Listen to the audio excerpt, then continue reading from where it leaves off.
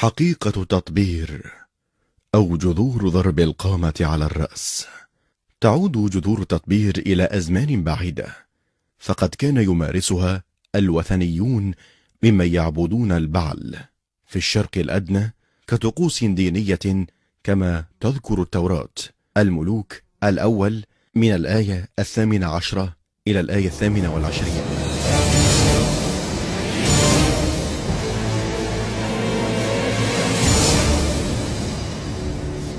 فصرخوا بصوت عال وتقطعوا حسب عاداتهم بالسيوف والرماح حتى سال منهم الدم.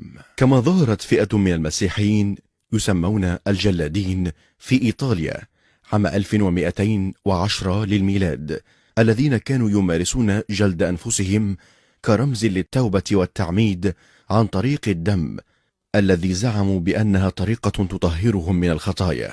وأمكن في القرن الرابع عشر ضم الكثيرين من الفرنسيين والبولنديين والإيزاسيين واللورينيين والدنماركيين إلى طائفة الجلادين. وفي عام 1349 للميلاد اتهمت الكنيسة الجلادين بالهرطقة، ومن ثم بدأت هذه الأخوية تختفي من الوجود.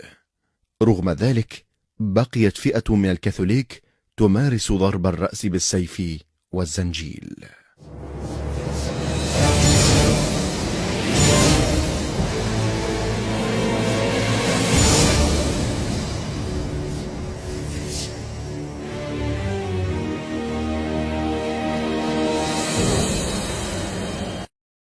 وقد كانت هذه العادة جزءا من الطقوس التي يقوم بها الهندوس والوثنيون في الهند والصين وبلدان الشرق، حيث يعتبر شق الرأس بالسيف والمشي على الجمر والزنجيل ذي سلاسل والسكاكين جزءا من طقوسهم وشعائرهم، ولم يقتصر الأمر على الرجال بل حتى النساء.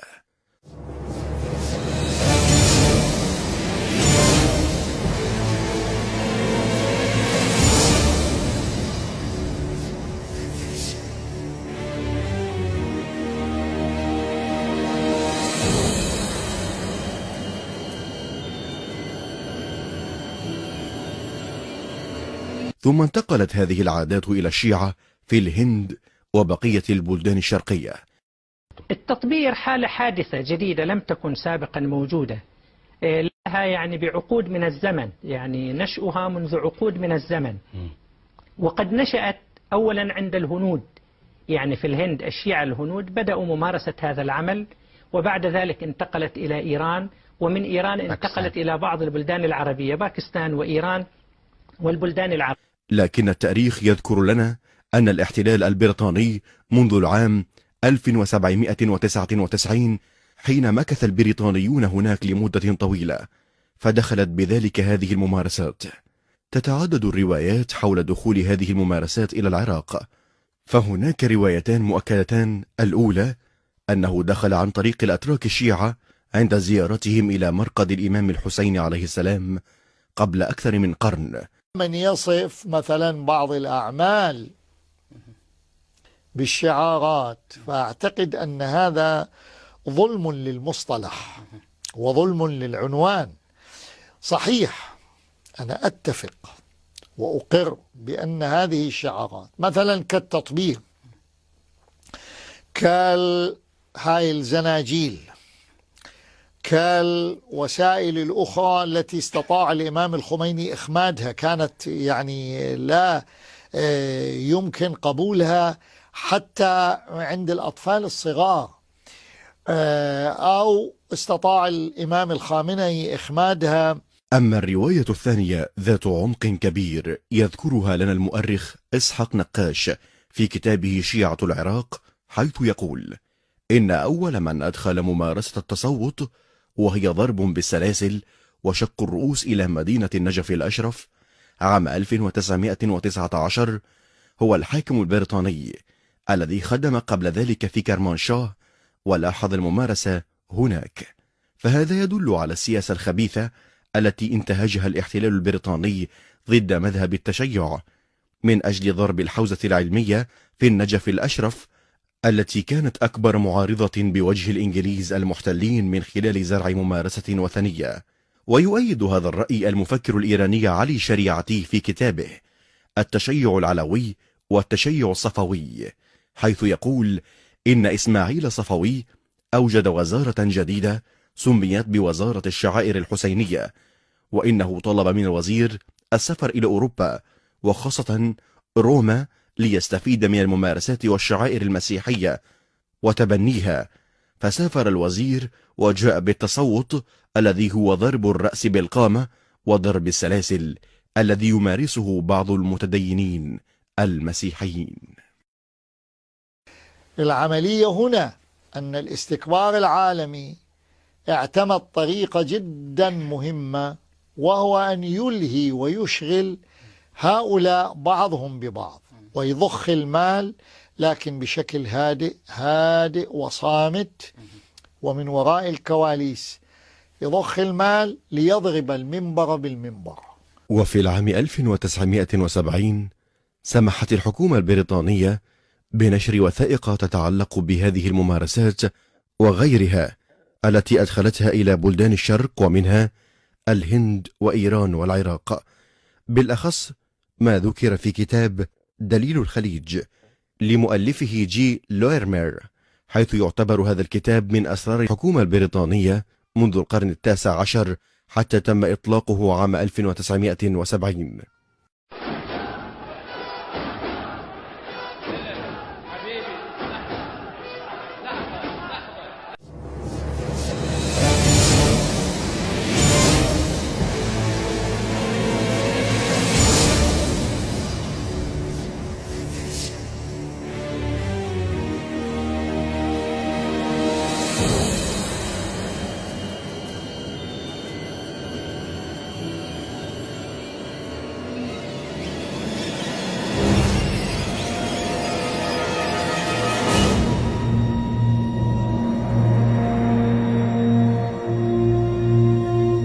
ويروي تاريخ النجف الأشرف المحكي إلى أن شق الرأس لم يلاحظ في كربلاء والنجف قبل منتصف القرن التاسع عشر، ومارسه أول مرة في العراق الشيعة في القفقاس أو أذربيجان أو تبريز، فقد وصل هؤلاء الزوار الذين ربما كانوا من قزلباش إلى كربلاء حاملين أسلحتهم الشخصية كالسيوف أي القامات التي استخدموها في شق الرأس.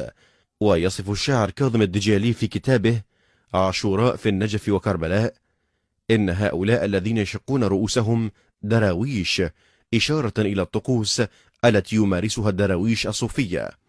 ويروي الدجالي في كتابه أن بعضهم يغمى عليه ويسقطون منهارين ويموت البعض الآخر، مشيرا إلى أن هذه الظاهرة لم تخف إلا بعد أن رحل زعيمهم محمد علي التبريزي عام 1899 للميلاد. وأنا شاهدت قسم منهم يعني قبل أكثر من 30 سنة يحبون على الأرض، وهذه خدودهم يمر بها على خشونة التراب فتدمى وجوههم. وشاهدت مثلا هذه كلها تغطى بشعار، شاهدت مثلا تكية من التكيات كانوا يخرجون وبأيديهم قطع من الخشب ويرددون حالة تشبه بالرقص الجنوني. يشير بعض الكتاب والمؤرخين لتاريخ الحوزة العلمية في النجف الأشرف إلى سبب التراخي في مواجهة هذه العادة إلى عدة أمور، منها المناوشات التي كانت تهدد النجف الأشرف وكربلاء مع العثمانيين الذين كانوا ينظرون بحقد طائفي إلى الحوزة، كذلك التهديد الوهابي الذي عاد إلى الظهور عام 1902 في ظل ابن سعود، وقد استمر هذا التهديد حتى العام 1922 بعد الإغارة على جنوب العراق مهاجمين عشائر المنتفج بعد احتلالهم السابق لكربلاء المقدسة والنجف الأشرف، إضافة إلى انشغال علماء الحوزة العلمية بمواجهة الاحتلال البريطاني الذي بدأ باحتلال البصرة عام 1914. فقد تبنى علماء الدين في حوزات النجف الأشرف وكربلاء والكاظمية المواجهة والدخول في المعترك السياسي بعد ذلك. وأخيرا فقد أخذت الأنظمة الحاكمة الطائفية منذ العام 1921 حيزا كبيرا من انشغال الحوزة العلمية التي اضطرت إلى الدخول في مشاكل سياسية عديدة مع السلطة حتى العام 2003 بعد سقوط النظام البعث الصدامي. لذلك أخذت ممارسة التطبير وغيرها مكانها من الشعائر الحسينية. ورغم ذلك أصدر علماء الشيعة الإمامية فتاوى بحرمة هذه الممارسات ومنها التطبير. ففي حوالي عام 1926 أصدر المرجع الديني السيد أبو الحسن الإصفهاني في النجف الأشرف والسيد مهدي القزويني في البصرة فتوتين ضد التطبير وغيره من الممارسات غير الشرعية.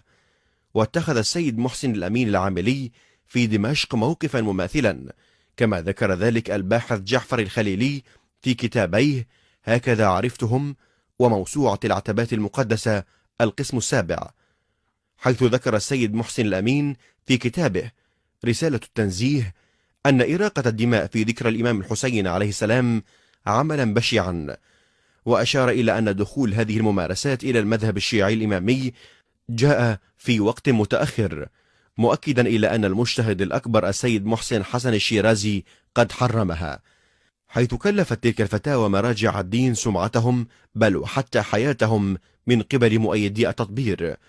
ويذكر لنا الباحثين علي محمد علي دخيل وعبد الإله الصائغ في كتابهما المشترك نجفيات قصة مؤلمة وجريمة بشعة بحق نجل المرجع الديني أبو الحسن الإصفهاني بعد فتوى حرمة التطبير، حيث تروى القصة هكذا: اعتبر زعيم من زعماء التطبير في مدينة النجف الأشرف ويدعى علي القمي، وذلك في العام 1348 للهجرة، اعتبر أن فتوى المرجع الديني الإصفهاني بمثابة إعلان حرب على الحسين وشعائر الحسين، فبات يفكر لأيام كيف ينصر الشعائر وينصر التطبير، فأخذ سكينا أي القامة وقضى ليلة يشحذ سكينه.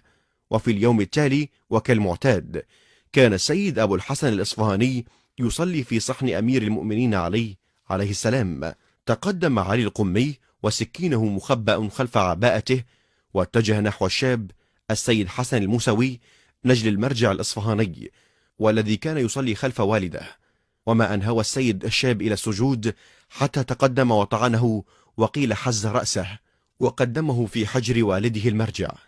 بعد الحادث كتب السيد أبو الحسن الإصفهاني إلى المحكمة يطلب العفو عن المجرم، فقد جاء في فتوى المرجع الديني الكبير آية الله العظمى السيد محسن الحكيم إن هذه الممارسات التطبير ليست فقط مجرد ممارسات، هي ليست من الدين وليست من الأمور المستحبة، بل هي الممارسات أيضا مضرة بالمسلمين وفي فهم الإسلام الأصيل وفي فهم أهل البيت عليهم السلام. ولم أرى أي من العلماء عندما راجعت النصوص والفتاوى يقول بأن هذا العمل مستحب يمكن أن تتقرب به إلى الله سبحانه وتعالى. إن قضية التطبير هي غصة في حلقومنا. أما زعيم الحوزة العلمية آية الله العظمى السيد أبو القاسم الخوئي جاء في رد على سؤاله حول إدماء الرأس وما شاكل، حيث يقول: لم يرد نص بشرعيته فلا طريق إلى الحكم باستحبابه. وقد جاء في كلام المرجع الديني آية الله العظمى السيد محمد باقر الصدر في جوابه لسؤال الدكتور محمد التيجاني حين زاره في النجف الأشرف: إن ما تراه من ضرب الأجسام وإسالة الدماء هو من فعل عوام الناس وجهالهم، ولا يفعل ذلك أي واحد من العلماء، بل هم دائبون على منعه وتحريمه. كتاب كل الحلول عند آل الرسول، الصفحة 150، الطبعة الأولى لعام 1997 للتيجاني. أما المرجع الديني آية الله العظمى الشيخ محمد حسين كاشف الغطاء فجاء في فتواه إن مقتضى القاعدة حرمة إدماء الرأس لأي سبب كان، كتاب الفردوس. وقد جاء في استفتاء إلى السيد الشهيد محمد الصدر من قبل أحد الأشخاص ويدعى أبو القاسم البغدادي حول تطبير، فقد جاء جوابه: طبيعي لن يكون في إدماء الرأس بهذه الصورة المتعمدة استحباب ولا مواساة لأهل البيت عليهم السلام، ولم يأتي بالحلية أي من العلماء الذين أعرفهم.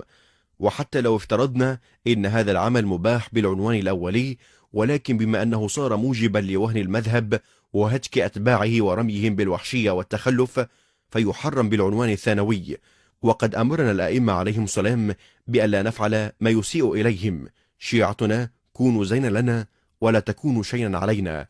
وفي كتاب من وحي الثورة الحسينية للعلامة السيد هاشم معروف الحسني جاء ما نصه: إن ضرب الرؤوس بالسيوف لهي ظاهرة شاذة ودخيلة، وإنها من الزيادات التي أساءت للمأتم الحسيني وإلى التشيع، وقد استغلها أعداء الشيعة للتنديد والتشويه والسخرية، وصار يقصدون بلدة النبطية اللبنانية يوم 10 من المحرم ويسمونه يوم جنون الشيعة.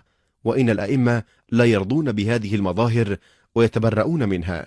أما آية الله الشيخ عبد الله نعمة فجاء في كتابه روح التشيع: إن شج الرؤوس بالمدي والسيوف من الشوائب الغريبة البعيدة عن روح الذكرى وجلالها وأهدافها، وإنها لا تتصل بالدين بسبب أو نسب، إنما هي عادة دخيلة على المجتمع الشيعي امتصها من خارجه. أما آية الله العظمى السيد روح الله الخميني فقد جاء في معرض الإجابة عن استفتاء يخص التطبير قال: ما هو نظر الإمام الخميني في مسألة التطبير؟ الجواب: في الوقت الحاضر لا تطبروا، وهو مسألة لا صلاح فيها. وقال أيضا في كتاب كشف الأسرار: نحن لا نقول ولا يقول أحد من المؤمنين إن كل عمل يقام بهذا العنوان أي شعائر الحسينية هو عمل مقبول، بل إن العلماء الكبار اعتبروا الكثير من هذه الأعمال غير جائزة وكانوا يمنعون منها. أما آية الله السيد كاظم الحائري فجاء في كتاب الفتاوى المنتخبة الجزء الأول أجوبته على الأسئلة المتعلقة بتطبير، فقال: ضرب القامة في الوقت الحاضر حرام، لأن العدو العالمي يستفيد من هذه في اتهام الإسلام، وعلى الخصوص التشيع بالخرافة والوحشية. أما آية الله الشيخ ناصر مكارم الشيرازي: على المؤمنين الإخوة والأخوات السعي إلى إقامة مراسم العزاء بإخلاص واجتناب الأمور المخالفة للشريعة الإسلامية وأوامر الأئمة عليهم السلام، ويتركوا جميع الأعمال التي تكون وسيلة بيد الأعداء ضد الإسلام، إذا عليهم اجتناب التطبير وشد القفل وأمثال ذلك. أما آية الله السيد فضل الله فقد تعددت المناسبات التي أفتى بها بتحريم التطبير. نحن أصدرنا عدة فتاوى بتحريم هذه العادات والأساليب، وقلنا لا يجوز للإنسان أن يضر نفسه، وأن هذه العادات تضر عاشوراء لأنها تمثلها في دائرة التخلف لا في دائرة التقدم وما إلى ذلك. وقد وجه آية الله العظمى السيد علي الخامنئي خطابا أوضح فيه سبب التحريم، وأن ما أوصانا الإمام رضوان الله تعالى عليه بإقامة مراسم العزاء التقليدية هو المشاركة في المجالس الحسينية ونعي الإمام الحسين عليه السلام والبكاء عليه واللطم على الصدور في مواكب العزاء، وهي من الأمور الجيدة التي تعزز المشاعر الجياشة إزاء أهل البيت، غير أن هناك أمورا خلاف ذلك وتبعد البعض عن الدين، حيث شوهدت وللأسف خلال الأعوام الثلاثة أو الأربعة الماضية أعمال تروجها بعض الأيدي على ما يبدو. إنهم يروجون في مجتمعنا بعض الأعمال التي تثير علامات استفهام في أذهان المشاهدين. لقد جرت العادة في قديم الأيام وبين عوام الناس أن يعلقوا أقفالا بأجسامهم في مراسم العزاء، فانبرى لها كبار العلماء واندثرت هذه العادة، غير أنها ظهرت مجددا في الآونة الأخيرة، وسمعت أن البعض يعلقون الأقفال بأجسامهم في مواكب العزاء. إنه عمل خاطئ يقوم به هذا البعض، وكذلك الأمر بالنسبة لشج الرؤوس بالسيوف، أي ما يصطلح عليه بالتطبير الذي يعتبر عملا مخالفا هو الآخر. إنه عمل خاطئ أن يشج البعض رؤوسهم بالسيوف، وما هو الحاصل من إراقة دمائهم بهذه الصورة؟ وكيف يمكن اعتبار هذا العمل من مراسم العزاء؟ أجل، من مراسم العزاء اللطم على الرؤوس والصدور، ولكن ليس من العزاء أن يشج الإنسان رأسه بالسيف ويريق دمه حتى لو كانت المصيبة قد حلت بأعز أعزائه. إنها بدعة وليست من الدين، ولا شك في أن الله لا يرضى على ذلك.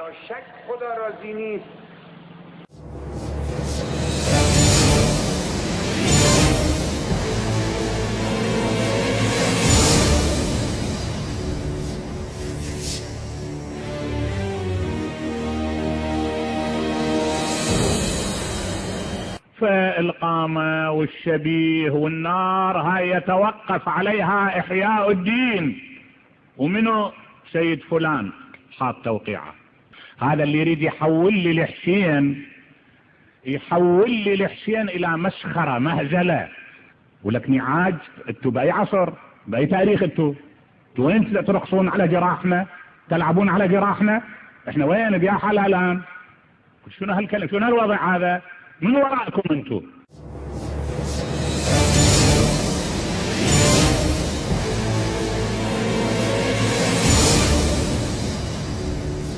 خايف انه العاشوراء هيك المبالغة فيها وتكثيفها الزايد وكونها حادة يجعل الواحد منا اكثر عناية بالبحث عن العدو مش عن الصديق. ولما يعيه البحث عن عدو بعيد بفرغ رغبته بالعداوة بالانتقام على القريب المختلف.